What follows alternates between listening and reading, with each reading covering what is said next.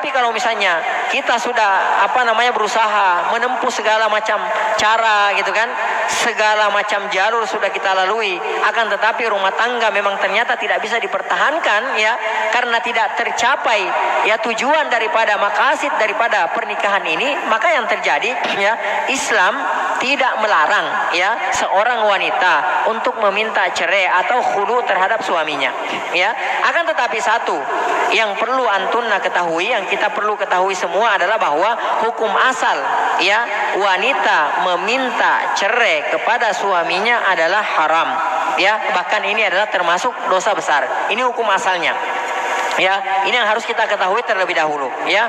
Hukum asal seorang istri ya meminta cerai atau menggugat cerai atau khulu terhadap suaminya, hukum asalnya adalah haram ya, dan ini adalah merupakan ya salah satu dosa besar ya, sebagaimana Imam Abu Daud ya juga Imam At-Tirmidzi meriwayatkan dari Thauban radhiyallahu taala anhu, Rasulullah sallallahu alaihi wasallam bersabda ya, ayyumamra'atin ya, ayyumamra'atin, wanita mana saja sa'alat zaujaha talaqan, yang meminta ya suaminya, meminta kepada suaminya agar supaya dia meminta khulu atau meminta pisah, meminta cerai dari suaminya, fi ghairi ma ba'sin ya, tanpa kondisi yang mendesak ya, fi ghairi ma ba'sin, tanpa kondisi yang mendesak, fa haramun alaihi raihatul jannah, maka kata Rasulullah sallallahu alaihi wasallam haram baginya mencium bau surga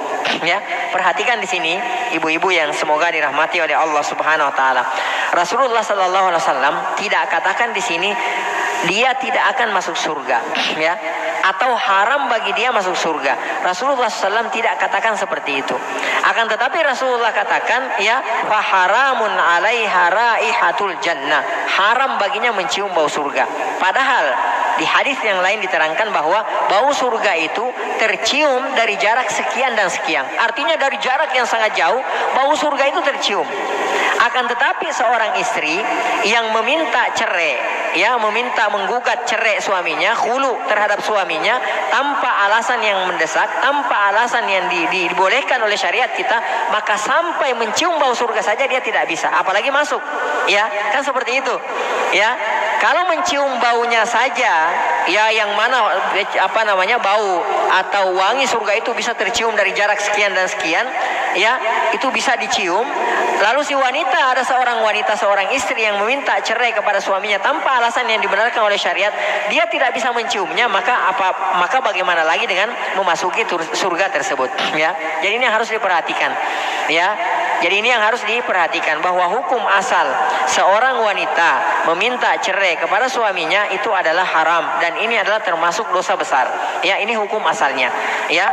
Nah, tanpa kondisi mendesak di sini maksudnya apa? Tanpa kondisi mendesak ya, ay li ghairi syiddatin talji'uhu ila su'alil mufarakah, yaitu tanpa ada kondisi yang mendesak memaksanya untuk meminta cerai ya. Artinya tidak boleh sembarangan dia meminta cerai, harus ada kondisi-kondisi tertentu ya, harus ada keadaan-keadaan tertentu di mana keadaan tersebut itu dibolehkan oleh syariat kita ya, di mana keadaan tersebut dibolehkan oleh syariat kita ya.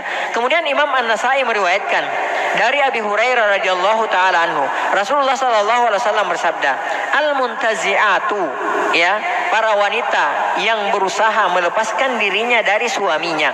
Artinya para wanita, para istri yang berusaha meminta ya cerai kepada suaminya. Wal mukhtaliat ya, dan orang yang suka khulu ya, menggugat cerai kepada suaminya.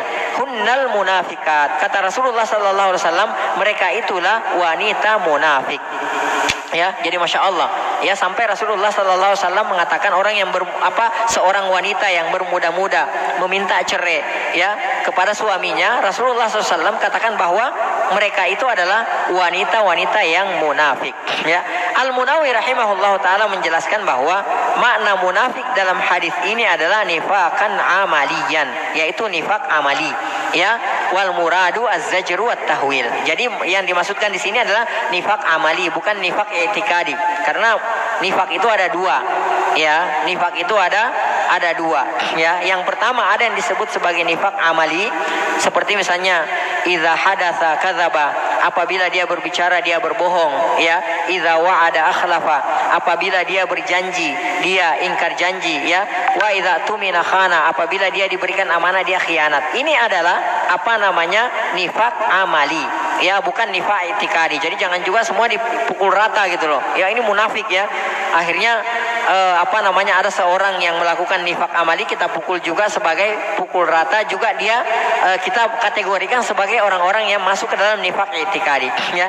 Nifak itikadi itu ya mereka lah yang yang Allah Subhanahu wa taala katakan bahwa fid darkil asfali minan nar, ya, berada di kerak api neraka. Itulah kaum munafikin yang itikadi, ya, yang sebagaimana ya dikatakan dalam dalam Al-Qur'an, wa ma hum bimu'minin. Padahal mereka itu sebenarnya tidak beriman kepada Allah Subhanahu wa taala. Mereka mengaku orang-orang yang beriman, akan tetapi mereka itu sebenarnya bukan orang-orang yang beriman.